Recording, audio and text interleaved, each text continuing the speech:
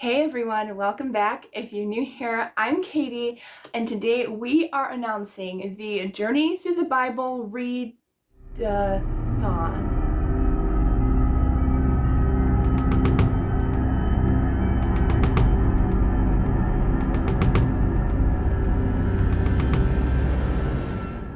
If you're new here, this is the 4th year I have been doing this readathon. Yes, 4th. I cannot believe it. But I changed it a little bit last year and I loved how that whole setup was. So I'm going to continue doing that. And I did change a lot of the prompts. Some of the like the treasure I kept because there's only so many treasures you can find in the Bible. So I kind of kept that, but I did change the prompts around a little bit. And so it's going to be lots of fun. It's going to be the whole month of October, and I can't wait to have fun with you guys. There's going to be reading sprints. I'm going to try to get some friends to do reading sprints with me. It's just going to be some great fun.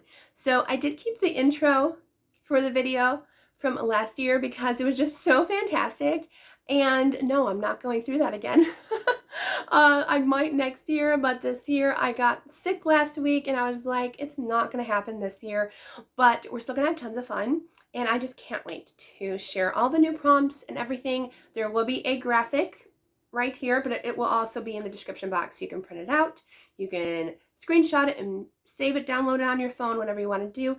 But we're just going to have such an amazing time and I can't wait. So this year, again, we're going to be doing the treasure hunting theme, but it also kind of goes with actually the fiction series I'm writing because I'm writing a treasure hunting series.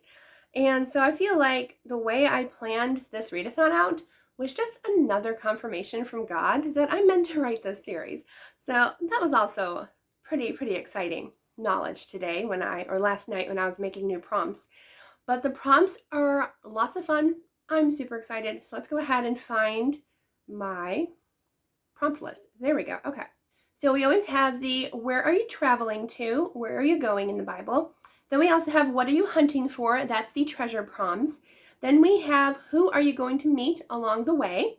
And then we have booby traps, which are always a fun time in a treasure hunting story. And we also have how do you escape? Now, same rules apply as last year. You can do as many prompts as you want from the first 3 categories, the where are you going, what are you hunting for, and who are you going to meet. But for booby traps and how do you escape, you can only choose one. And choose very carefully because each trap has its own solution. So I will not be telling you the solutions of which booby trap goes with which fail-safe. So you're going to have to try to figure that out and read a book that fits one of those prompts. So I will tell you at the end of the month, and then you can tell me down in the comments. Be honest, it's all in fun. I'm not going to yell at you that you didn't escape the booby trap and you're trapped forever, you know?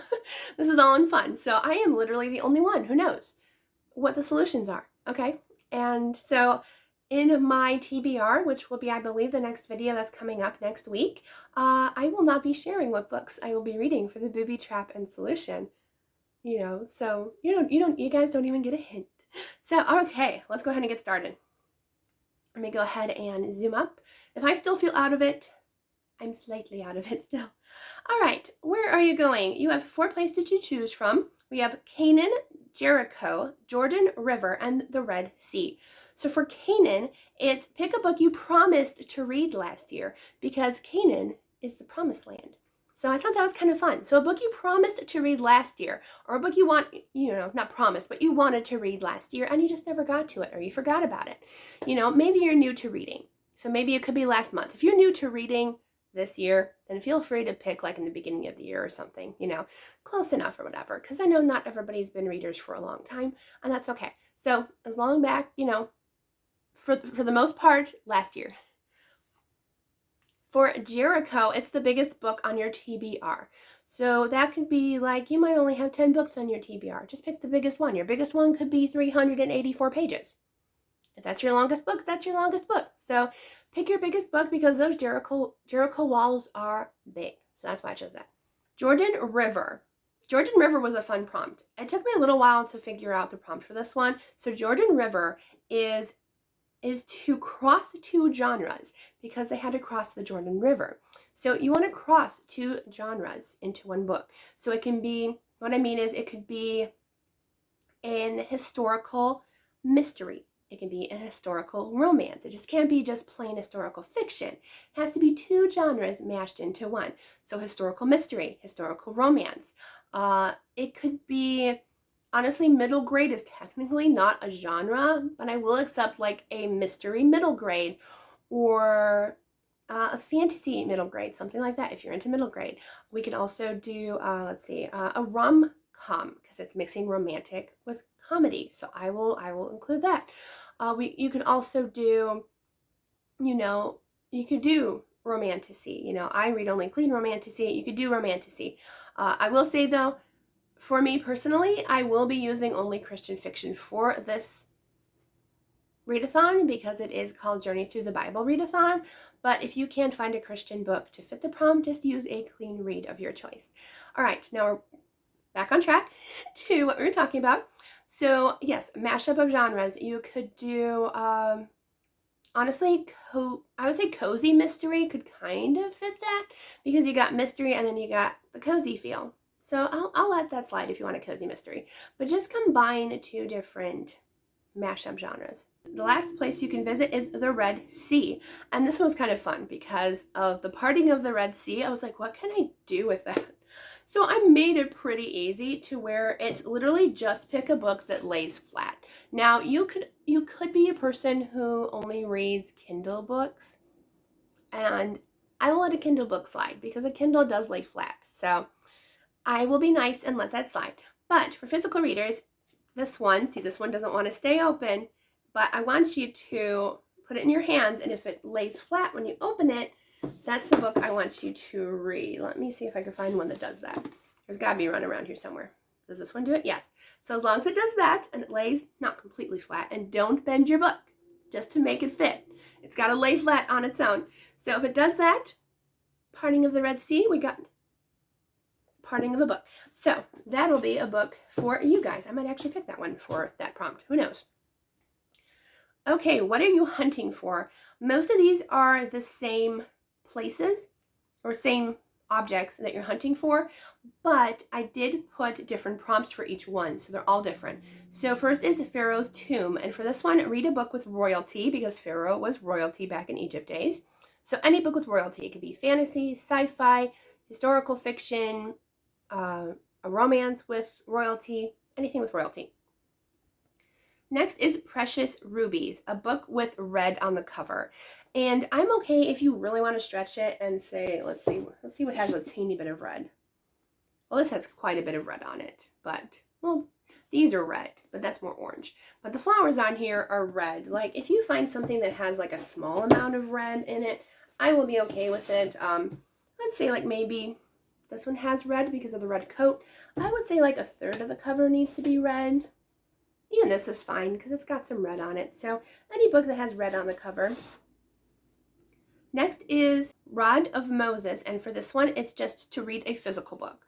So because I kind of struggled with this one, I figured, well, the Rod of Moses was most likely made out of wood, most likely, from what I can remember. So a physical book is technically made out of paper. So there was no any other reason besides that.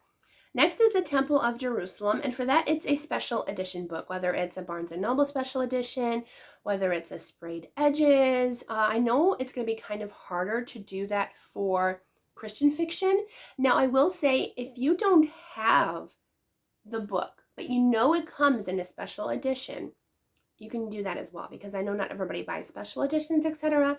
So like Lisa T. Berggren's Time Travel historical series, those have special editions coming out. They have new editions. And so I would totally count that even if you don't own them. If you want to make your own special edition where you put gemstones on the cover or paint the spines, you can go ahead and be creative and make any book a special edition because it is special. Like I have, let's see if I can find one that I painted. Here's the series that I was talking about from Lisa T. Berggren. I have book 1. I did like an ice cream paint drip because it had to do with an ice cream shop. So I did that. So that would be a special edition that I made myself. So there are definitely some books that you could do it on your own, and I think that's a great idea and lots of fun. So you could do it that way, or as I said, just see if there's a special edition of it, and there could be. They are getting up there. Like there are actually, clean reads and Christian fiction that are getting special editions, which is pretty cool. Enclave Publishing is doing some fun stuff. The Ark of the Covenant is the prompt, your favorite genre. So whatever genre you love to read. I don't personally have a favorite, but if I look back in my reading journal, my most read genre is usually historical romance. So if I went off of that, I would probably have to pick a historical romance, even though I love all genres.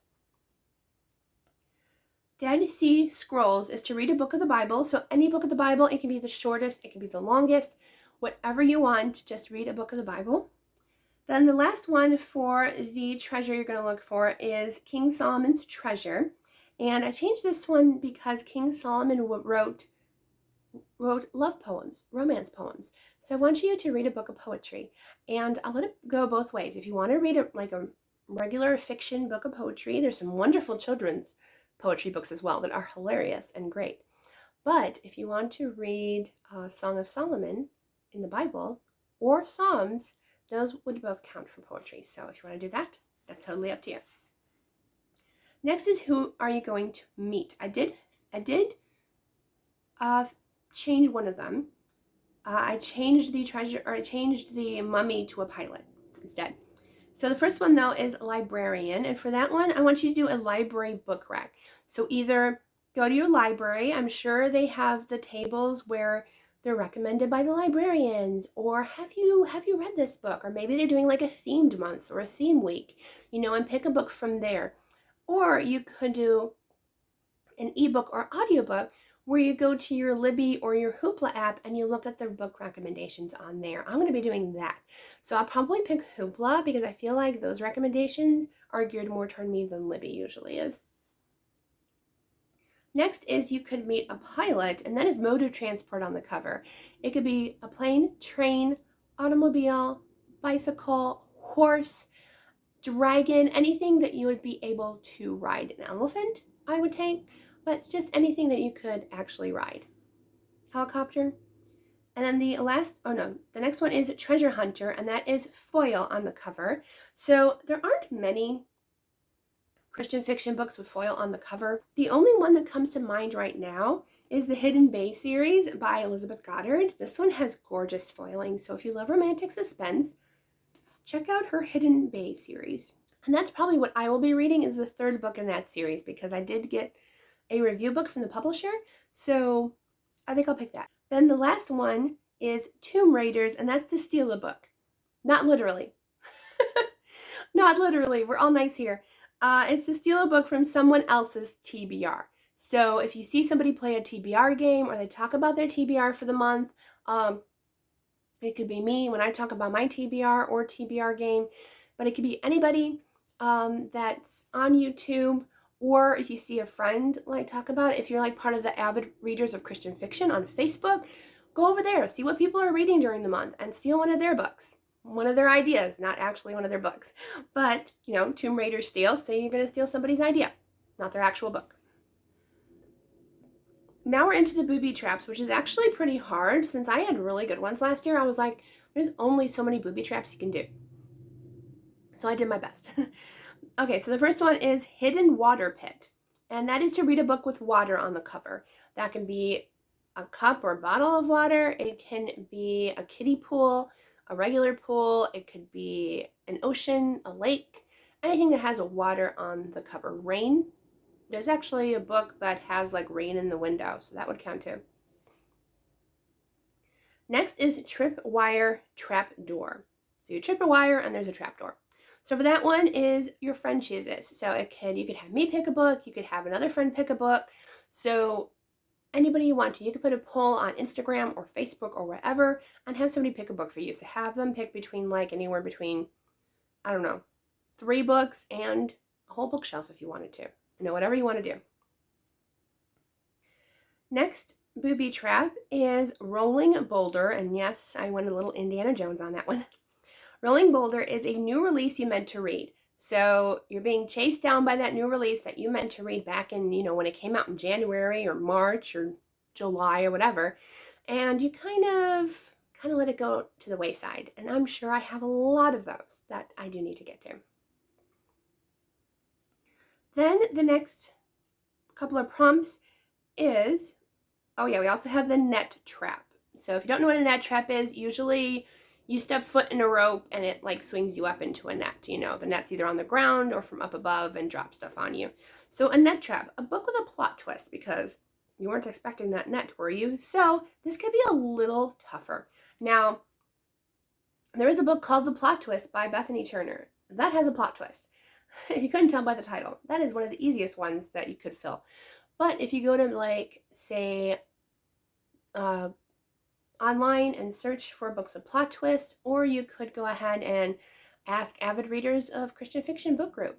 And I might do that just for you guys, so you can check that post back and see which books have a plot twist in it, And a lot of people might not want to do that specific prompt only because they hate being spoiled that there even is a plot twist, That's why I suggested Plot Twist by Bethany Turner. It's literally in the title. Then how do you escape? So you could use a knife for one of those prompts, or booby traps. I'm not going to tell you which one. So you could use a knife for that. And for that, a mystery book. So it could be a cozy mystery. It can be a classic mystery like Nancy Drew or Agatha Christie. Just a mystery book. Not necessarily thriller. I'm thinking more whodunit type of mystery. Next is a rope ladder. And for a rope ladder, you're going to read a book that's highest rated on your TBR.